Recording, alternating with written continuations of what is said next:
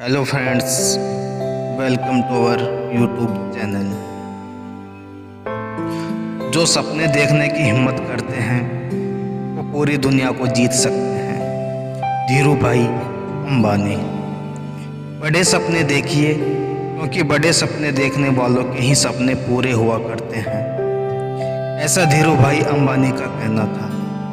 धीरज लाल हीरालाल अंबानी, जिन्हें धीरू भाई भी कहा जाता है, भारत के प्रसिद्ध उद्योगपति थे।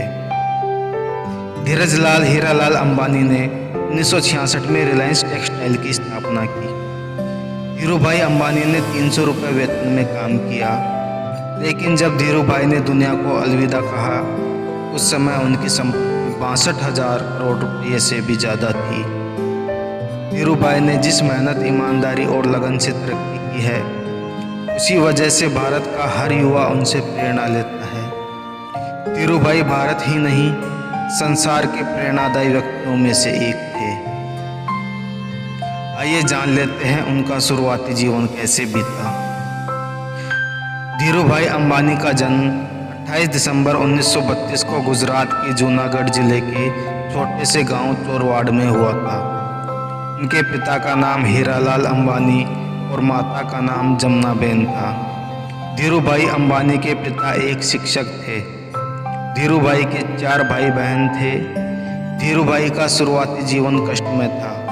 इतना बड़ा परिवार होने के कारण आर्थिक परेशानियों का सामना करना पड़ता था। इन्हीं सभी परेशानियों के कारण उन्हें स्कूली शिक्षा बीच में छोड़नी पड़ी। पिता की मदद करने के लिए धीरू भाई ने छोटे मोटे काम करने शुरू कर दिए थे। धीरू भाई अंबानी का व्यावसायिक सफर। धीरू भाई ने पढ़ाई छोड़ने के बाद फल और नाश्ते बेचने का काम शुरू किया, लेकिन कुछ ज़्यादा फायदा नहीं हुआ। उन्होंने गांव के पास एक धार्मिक स्थल पर पकौड़े बेचने का काम शुरू किया, लेकिन यह काम पूरी तरह से पर्यटकों पर निर्भर था। जो साल के कुछ समय तो अच्छा चलता था, बाकी समय इससे खास फायदा नहीं था। धीरू भाई अंबानी ने इस काम को भी कुछ समय के बाद बंद कर दिया। बिजनेस से मिली पहली 2 असफलताओं के बाद धीरू भाई के पिता ने उन्हें नौकरी करने की सलाह दी। नौकरी के दौरान व्यापार। धीरू भाई अंबानी के बड़े भाई रमणीक यमन में नौकरी किया करते थे। उनकी मदद से धीरू भाई को भी यमन जाने का मौका मिला। वहां उन्होंने 300 रुपये प्रति माह के वेतन पर पेट्रोल पंप पर काम किया। महज 2 वर्ष में ही अपनी योग्यता की वजह से मैनेजर के पद पर पहुंच गए। इस नौकरी के दौरान भी धीरू भाई का मन इसमें कम और व्यापार में ज़्यादा था। धीरू भाई ने उस हर एक संभावनाओं पर समय से विचार किया कि किस तरह वे सफल बिजनेसमैन बन सकते हैं। ये घटना व्यापार के प्रति जुनून को बयां करती है। धीरू भाई अंबानी जब एक कंपनी में काम कर रहे थे, वो वहाँ काम करने वाले कर्मचारियों को चाय महज 25 पैसे में मिला करती थी। लेकिन धीरू भाई पास के एक बड़े होटल में चाय पीने जाते थे, जहाँ चाय के लिए 1 रुपया चुकाना पड़ता था। उनसे जब इसका कारण पूछा गया तो उन्होंने बताया कि उस बड़े होटल में बड़े बड़े व्यापारी आते हैं और बिजनेस के बारे में बातें करते हैं। उन्हें ही सुनने जाता हूँ ताकि व्यापार की बारीकी को समझ सकूँ। इस बात से पता चलता है कि धीरू भाई अंबानी को बिजनेस का कितना बड़ा जुनून था। कुछ समय बाद यमन में आज़ादी के लिए आंदोलन शुरू हो गए। इस कारण वहां रह रहे भारतीयों के व्यवसाय के सारे दरवाजे बंद कर दिए गए। इसके बाद लगभग 1950 के दशक के शुरुआती सालों में धीरू भाई अंबानी यमन से भारत लौट आए और अपने चचेरे भाई चंपकलाल दमानी के साथ मिलकर पॉलिएस्टर धागे और मसालों के आयात निर्यात का व्यापार प्रारंभ किया। रिलायंस कमर्शियल कॉरपोरेशन की शुरुआत मस्जिद बंदर के नरसिम्हा स्ट्रीट पर एक छोटे से कार्यालय के साथ हुई। यहीं से जन्म हुआ रिलायंस कंपनी का। इस व्यापार के पीछे धीरू भाई का लक्ष्य मुनाफे से ज़्यादा ध्यान न देते हुए ज़्यादा से ज़्यादा उत्पादों का निर्माण और उनकी गुणवत्ता पर था। इस दौरान अंबानी और उनका परिवार मुंबई के भुलेश्वर स्थित जय हिंद एस्टेट में एक छोटे से अपार्टमेंट में रहता था। वर्ष 1965 में धीरूभाई अंबानी और चंपकलाल दमानी की व्यावसायिक साझेदारी समाप्त हो गई।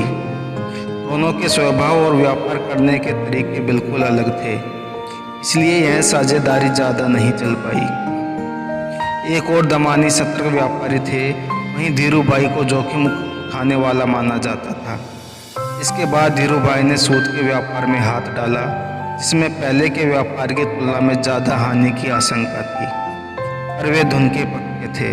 उन्होंने इस व्यापार को एक छोटे स्टोर पर शुरू किया और जल्द ही अपनी काबिलियत के बलबूते धीरूभाई बॉम्बे सूत व्यापारी संगठन के संचालक बन गए। अब तक धीरूभाई को वस्त्र व्यवसाय की अच्छी समझ हो गई थी। इस व्यवसाय में अच्छे अवसर की समझ होने के कारण उन्होंने वर्ष 1966 में अहमदाबाद के नरोड़ा में एक कपड़ा मिल स्थापित की। यहाँ वस्त्र निर्माण में पॉलिएस्टर धागों का इस्तेमाल हुआ और धीरूभाई ने विमल ब्रांड की शुरुआत की, जो कि उनके बड़े भाई रमणीक लाल अंबानी के बेटे विमल अंबानी के नाम पर रखा गया। उन्होंने विमल ब्रांड का प्रचार प्रसार इतने बड़े पैमाने पर किया कि यह ब्रांड भारत के अंदरूनी इलाकों में भी एक घरेलू नाम बन गया। 1980 के दशक में धीरूभाई ने पॉलिएस्टर फिलामेंट यार्न निर्माण का सरकार से लाइसेंस लेने में सफलता हासिल की। इसके बाद धीरूभाई सफलता की सीढ़ी चढ़ते गए। धीरूभाई को इक्विटी कल्ट को भारत में प्रारंभ करने का श्रेय भी जाता है। जब 1977 में रिलायंस ने IPO जारी किया, तब 58,000 से ज़्यादा निवेशकों ने उसमें निवेश किया। धीरूभाई गुजरात और दूसरे राज्यों के ग्रामीण इलाकों को आश्वस्त करने में सफल रहे कि जो कंपनी के शेयर खरीदेगा उसे अपने निवेश पर केवल लाभ ही मिलेगा। अपने जीवन काल में धीरूभाई ने रिलायंस के कारोबार का विस्तार विभिन्न क्षेत्रों में किया। इसमें मुख्य रूप से पेट्रो रसायन, दूरसंचार, सूचना प्रौद्योगिकी, ऊर्जा, बिजली, फुटकर, कपड़ा, मूलभूत सुविधाओं की सेवा, पूंजी बाजार और प्रचालन तंत्र शामिल था। धीरूभाई के दोनों पुत्र 1991 के बाद मुक्त अर्थव्यवस्था के कारण निर्माण हुए नए मौकों का पूरा उपयोग करके रिलायंस की पीढ़ी को सफल तरीके से आगे ला रहे हैं। अब जान लेते हैं उनके निजी जीवन के बारे में। धीरूभाई अंबानी का विवाह कोकिलाबेन के साथ हुआ था और उनके 2 बेटे हैं, मुकेश अंबानी और अनिल अंबानी, और 2 बेटियां हैं, नीना कोठारी और दीप्ति सलगाओकर। दिल का दौरा पड़ने के बाद धीरूभाई को मुंबई के ब्रीच कैंटी अस्पताल में 24 जून 2002 को भर्ती कराया गया। इससे पहले भी उन्हें दिल का दौरा एक बार 1986 में पड़ चुका था, जिससे उनके दाएं हाथ में लकवा मार गया था। 6 जुलाई 2002 को धीरूभाई अंबानी ने अंतिम सांसें ली। उनको कई पुरस्कार से सम्मानित किया गया। तो दोस्तों, आज के वीडियो में इतना ही। वीडियो अच्छा लगा हो तो लाइक करें। इसी प्रकार की और जीवनी सुनने के लिए चैनल को सब्सक्राइब करें। Thanks for watching this video.